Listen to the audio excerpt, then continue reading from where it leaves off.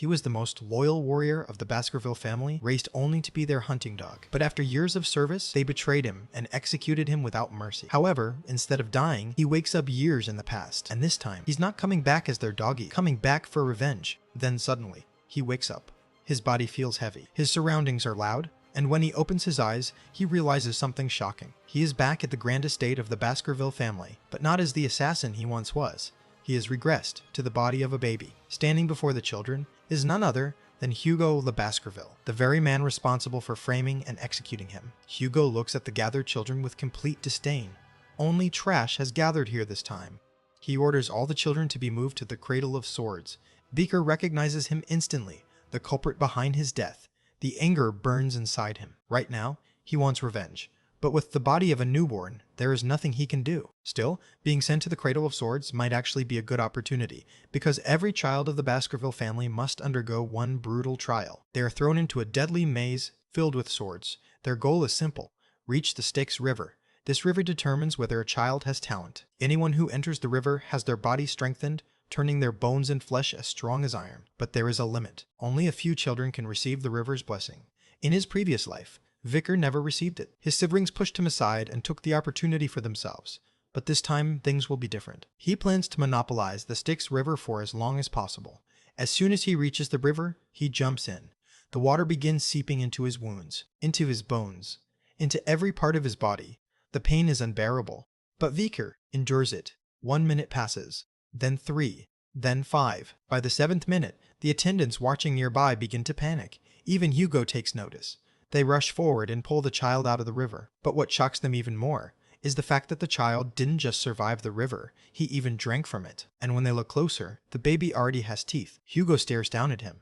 It seems a very greedy son has been born. Vicar says nothing. Inside his mind, however, he has already made a promise. He will sharpen his fangs during this life. And when the time comes, the Baskerville family will disappear from history. Later, he wakes up in a nursery. The Styx River's blessing has fully taken effect. Compared to his previous life, he now has a far better starting point. But something feels wrong. Suddenly, he notices something moving in his bed. Bloody mambas. Extremely rare and deadly vipers. Someone clearly placed them here to eliminate competition among the children. If left alone, these sneaks could kill every baby in the room. But the next morning, the people of Baskerville find something unbelievable. The vipers are dead, and Vicar is sleeping peacefully beside their bodies. All the nannies who were on duty that night are captured and tortured. Eventually, they are executed. But the true reason behind the viper's appearance is never discovered. 8 years pass.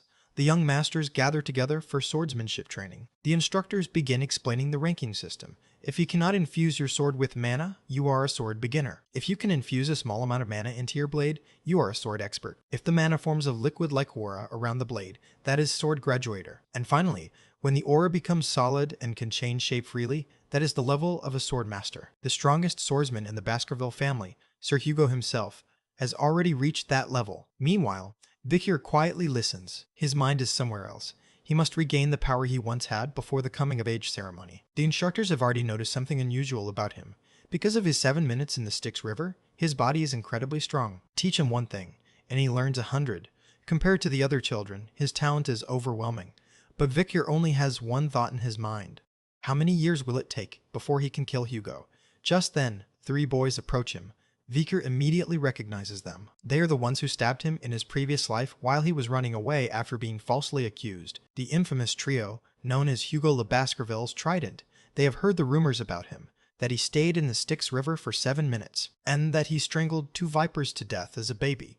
Of course, they don't believe it. One of them sneers. If your body really became steel from the Styx River, then you shouldn't die even if we stab you. The boys grab him. They forcefully cover his nose and mouth. 1 minute passes, then 3, then 10. But something strange happens. Vicar still hasn't passed out. It turns out the rumors were true. Now the boys start getting nervous. This isn't fun anymore. Let go. But Vicar suddenly moves. He bites down on the finger pressing against his mouth, and tears it clean off.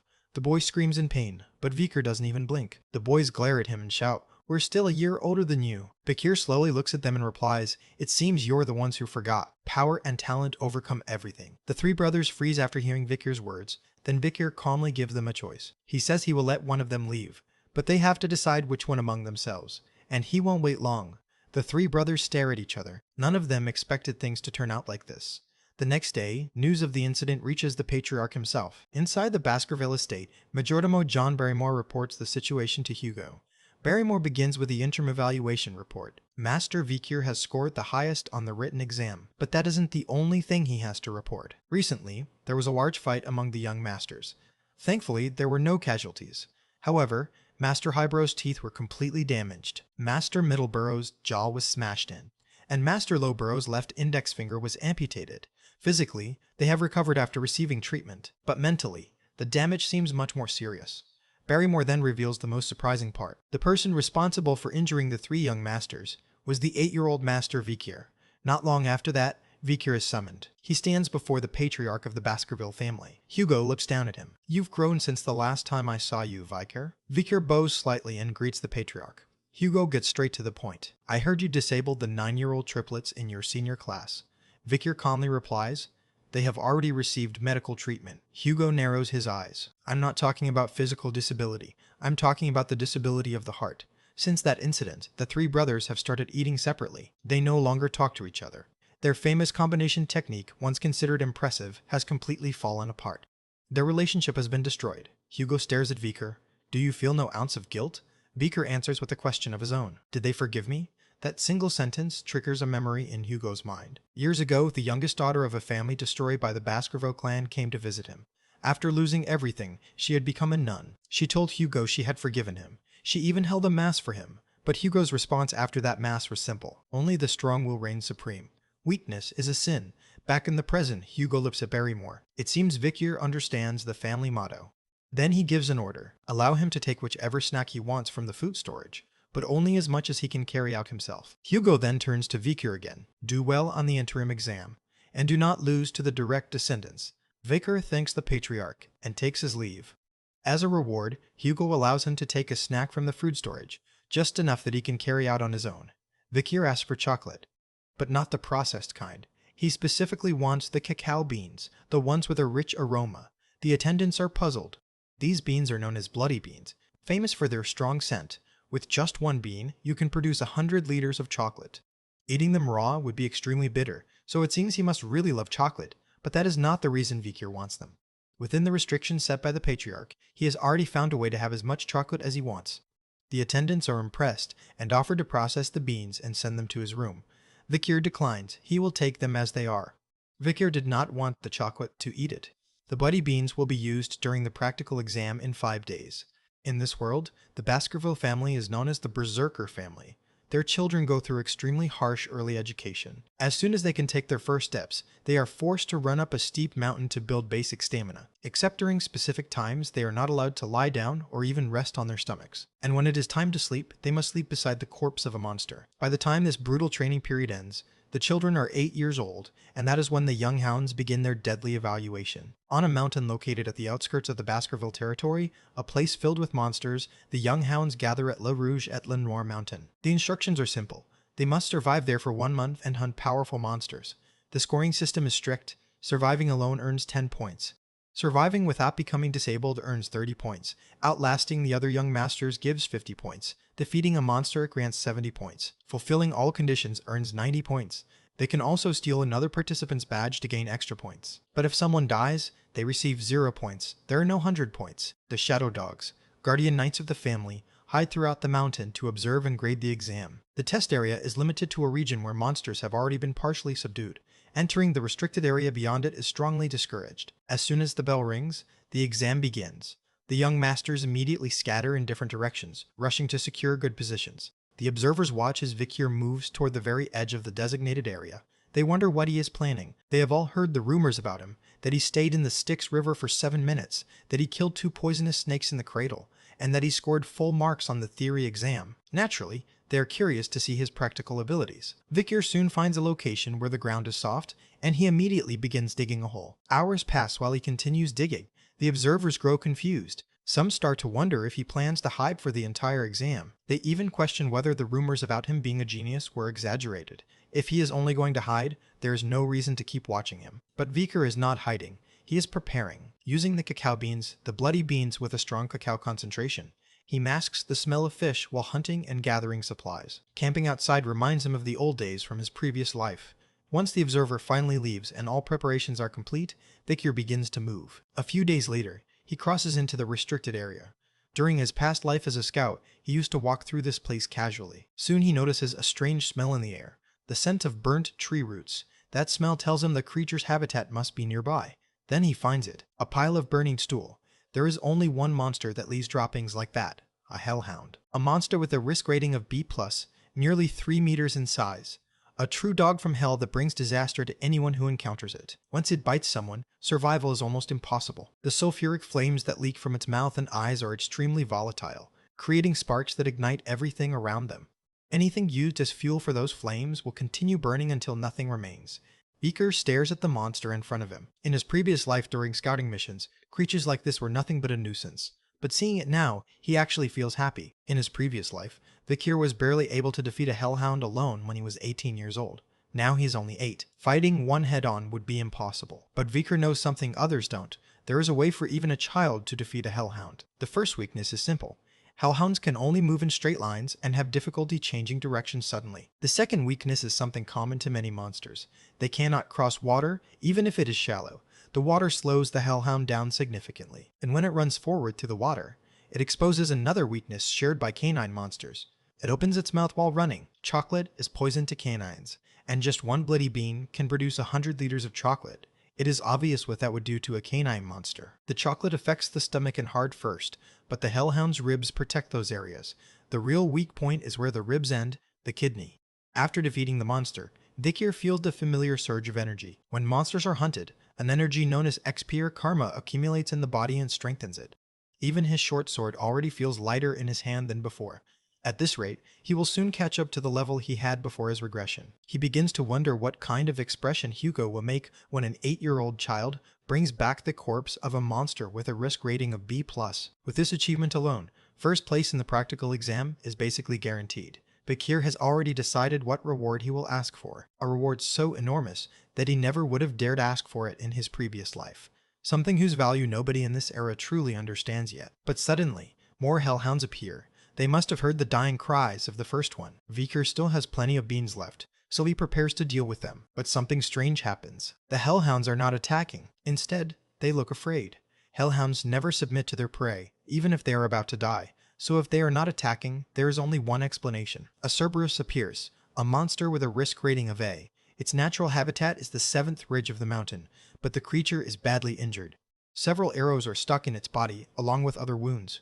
Someone had clearly been trying to hunt it. On the other side of the mountain lies the territory of a barbarian tribe. It must have been chased all the way here. Vikir immediately realizes the opportunity before him.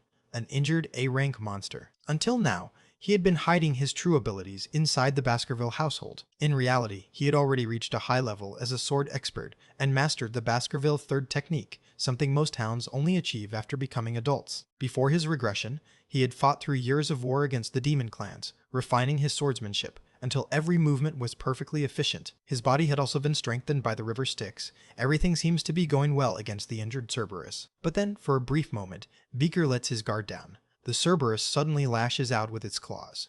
Vikir loses consciousness. When he wakes up again, pain shoots to his left arm.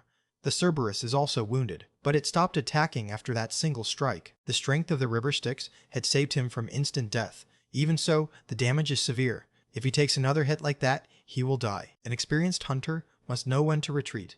The best decision right now is to run. If the Cerberus had not already been injured, Vikir would have been torn apart long ago. In fact, he should probably thank the barbarian tribe for weakening it.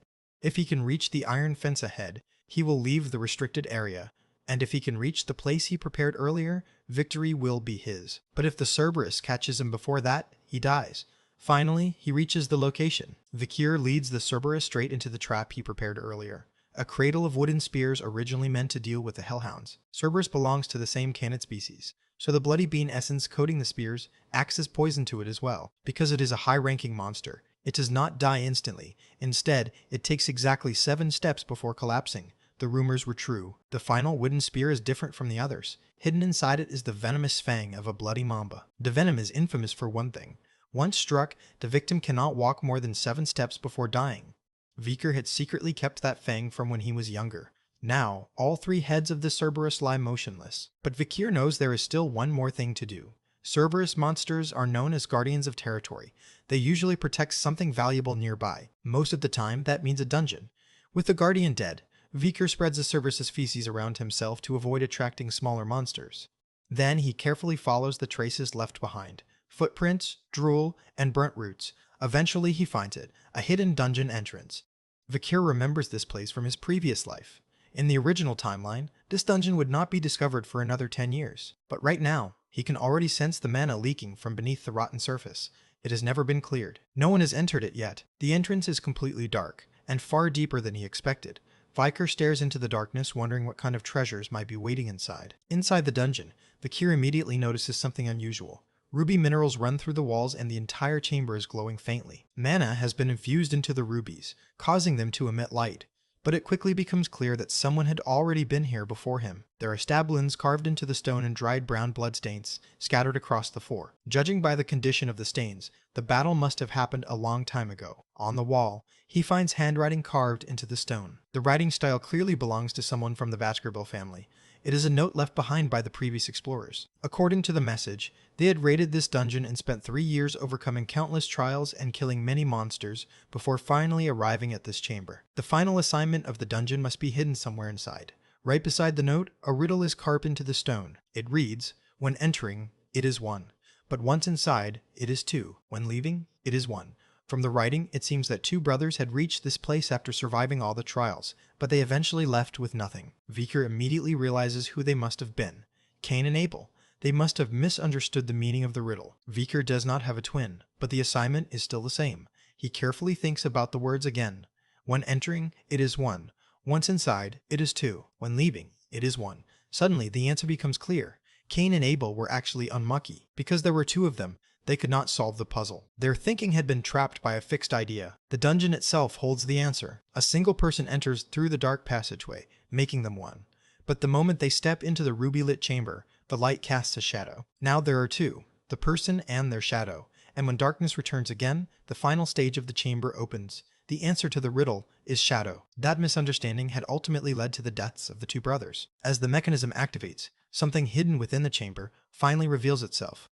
Only someone with Baskerville blood can claim what lies inside. The name of the object is Beelzebub. Vikir remembers seeing an illustration of it long ago in a childhood picture book from his previous life. The gluttonous fly, Beelzebub, an ancient monster from old legends. It was known as one of the devil's holy constellations, also called the 7 calamities. In the ancient war against these calamities, the heads of the 7 families each stepped forward to challenge one of them. The first patriarch of the Baskerville family had fought against the constellation of gluttony, Beelzebub. The remains of that creature were sealed somewhere within Baskerville territory, and its demonic energy was said to attract monsters. Over time, the story had faded into legend, and most people no longer believed it. But the legend was real, and now the blade forged from the corpse of that constellation belongs to Vikir. The moment he takes the blade, a sudden hunger begins to rise from deep inside his body. It is a violent, wrenching hunger that feels almost endless. Beelzebub has clearly been starving for a long time. Vikir even wonders whether the dried trees and barren soil of Le Rouge et Le Noir mountain might have been caused by this weapon's absurd hunger. He can only imagine how much he will need to feed it in the future. Then he discovers the weapon's true ability. Beelzebub possesses the power to absorb the abilities of defeated opponents. The amount of power it can absorb is nearly limitless. But because the ability is dangerous, Vikir can only store up to 3 abilities at a time. From the Hellhound, he obtains the ability Hemorrhage, a skill that forces the enemy's blood to continuously spill out, even from the smallest wound. From the Cerberus, he absorbs high-speed regeneration. With the monster corpses prepared for submission in the practical exam, Vikir waits patiently for the test to end. When the young hounds finally return to Baskerville after the exam, one report shocks everyone present. An 8-year-old participant, Master Vikir van Baskerville, had accidentally crossed into the restricted area and hunted a Cerberus with an A+ risk rating. Even the family's guardian knights usually avoid fighting such monsters. According to the hunting journal, the creature had already been wounded by a barbarian tribe, and Vikir used poison-coated wooden spears to finish it off. However, the exact poison used against the Cerberus was never recorded. By the time the report was written, Vikir had already returned to his dorm, claiming that he was extremely tired. Soon after, Vikir is summoned again. Hugo asks him directly how he managed to hunt the Cerberus. Vikir calmly answers that he used chocolate on the wooden spear. Chocolate is a deadly poison to canid monsters. Hugo then asks why he had never heard about this information before. Vikir replies, "The butler is not my master." Hugo asks him who his master is then. Vikir answers, "Since I belong to the clan, the master of the clan is my master."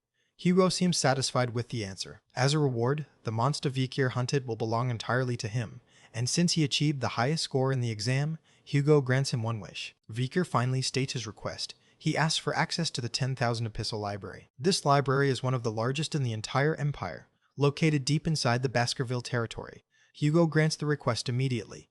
He even instructs Vikir to make sure he reads the Baskerville 6th technique, which is located within the 6th restricted section of the library. The Baskerville 6th technique is something no illegitimate child bearing the middle name Van has ever been allowed to study before. The 10,000 Epistle Library. This is Vikir's first time coming here in person. The books on swordsmanship he desperately wanted to learn in his past life are all here. Severing incisors, grinding molars, piercing canines, snaggletooth that embeds twice, wisdom teeth that lay down. But no matter how much mana an illegitimate child of Baskerville had, they could not learn any swordsmanship superior to the 4th technique. It was a defense mechanism the family implemented to ensure that the children who become hounds would never bare their teeth toward their master. But the 6th technique is not why Vikir came here. The real reason is something at a higher stage than that. Before his regression, he studied the theory behind the 1st through 4th techniques until he was sick of it. After drawing the 4th tooth, he deduced and speculated the flow of mana, but he could never create the 5th tooth. Now he understands why. Depending on the stage of the sword, the techniques draw teeth. 1 tooth for the 1st technique, 2 for the 2nd, and so on. And when a tooth is drawn, a special trait appears. Red Sword Energy. Before leaving the main area, Vikir tells the staff he plans to read some other books, and tells them not to worry about him. The staff mention that the area he is heading to contains only miscellaneous books. They assume he does not understand their value because he is still young. Vikir lets them think that. They have no idea that hidden among those dusty miscellaneous books lies a treasure. Soon he finds it. A lurking ambush. He is certain this is the book on the basics of the 1st technique that Baskerville children usually ignore. Because its pages are ripped, it is treated as a useless miscellaneous book. But Vikir knows its real value. Before his regression, while serving in a hound squad, he once discovered a strange relic in a dungeon near Le Rouge et Le Noir mountain. A single torn page from a swordsmanship manual, written in Baskerville script. Hugo found the page remarkable and searched through the entire library for the book it belonged to. That book was a lurking ambush. Written by the Baskerville ancestors, it contained the Baskerville 10th technique. Obsessed with that technique, Hugo released the hounds to find the remaining pages. When he learned the missing pages were hidden among the 7 great families, he declared war and sent hounds to those who refused to hand them over. After countless hounds died retrieving them, the missing pages were finally gathered, and the reward given to the hound who reclaimed them. Good job. That hound was Vikir. It was a stupid life. Because of those pages, Hugo broke through the 7th technique and reached the 9th. Beneath him was a mountain of dead hounds and blood. Vikir remembers every word written on those pages, and the reason he could never surpass the 4th technique was simple. He never had access to the original book. The first step toward the 10th technique begins when you unsheathe your sword, draw the 1st path, and show aggression. At that moment, the sword surpasses its natural limit. To anyone else, a lurking ambush reads like a meaningless book. But once the missing pages are used to fill in the blanks, the false information turns into a masterpiece. Before his regression, Vikir had already reached the highest level of graduator aura and the 4th technique. Before turning 15 in this life, he must reclaim that power, so he studies the book for the entire day, memorizing it from beginning to end. The Guardian Knights are not present. His body is still young and cannot draw 10 teeth, but perhaps he can finally achieve what he could not in his previous life. Baskerville 1st technique. 2nd, 3rd, 4th. His previous life was pathetic. Even after reaching the highest level of graduator aura, he was never allowed to learn a sword technique suited to that level. The direct descendants treated him with hostility. There was only one reason he could not reach the 5th technique. He was born an illegitimate child. Does anyone think he will live that life again? Something begins to rise from deep within his heart. A burning heat shoots upward to his neck. It is still weak, but he has drawn the 5th tooth. Vikir is so overwhelmed that he almost cries. At a record-breaking speed in Baskerville history, a young hound's canine teeth are growing, bared toward his master. He has finally succeeded in drawing the 5th tooth, a point that took him 30 years to reach in his previous life, now reached at the age of 8. Graduators exist on a completely different level from sword experts. The solid aura begins turning into liquid aura, increasing in density and becoming easier to control.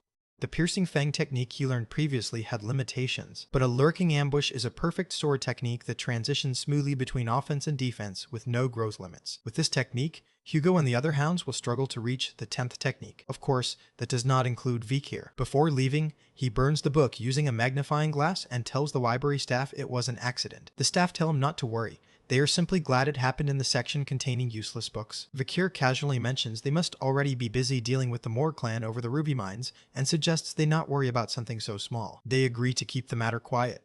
Afterward, the staff talk among themselves. Young Master Vikir is such a nice person. He even thinks about the workers. He deserves their respect. Later, Vikir returns to Hugo. Hugo asks him what he learned in the library. Vikir describes the feeling, something warm and sharp, yet soft and viscous. Hugo immediately understands. Aura, the sign that someone has officially entered the world of the sword. Even geniuses must train constantly until the age of 15 to reach the level of a low-class sword expert. Vikir is only 8. To test him, Hugo prepares a monster, an orc. The Guardian Knights say sending an orc against an 8-year-old is excessive. Normally someone must be at least 15 to fight one, but the battle begins. For the first time in its life, the orc begins to bleed. Its natural regeneration fails to activate, suppressed by the hemorrhage skill from the Hellhound. The observers are stunned. He is only 8 years old. How can he already be this strong? Vikir only shows a small portion of his power, the aura of a low-class sword expert. The entire room celebrates the birth of a genius. Hugo remains unmoved. He says the victory only happened because the orc turned out weaker than expected. Then he asks if there is anything stronger available. Vikir considers the situation. It may be better to reveal a little more strength. If his progress is acknowledged, he might be sent away, perhaps to an academy or another region. Hugo orders the last creature captured during the barbarian raid to be brought in.